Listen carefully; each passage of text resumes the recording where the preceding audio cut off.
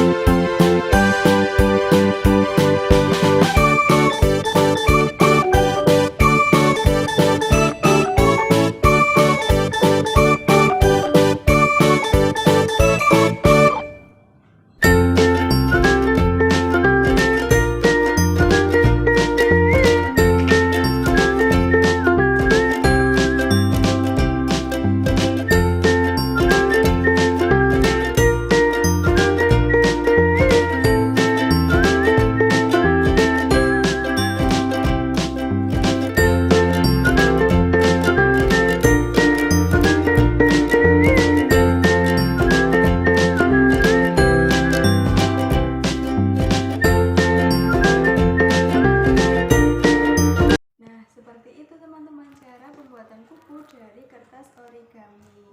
Sangat mudah bukan?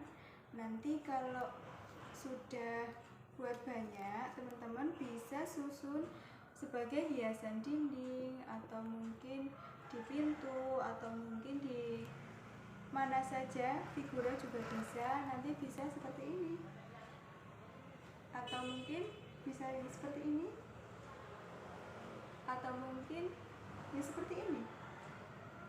Selamat mencoba di rumah teman-teman. Semangat ya belajarnya. Sampai ketemu di tutorial selanjutnya. Assalamualaikum warahmatullahi wabarakatuh.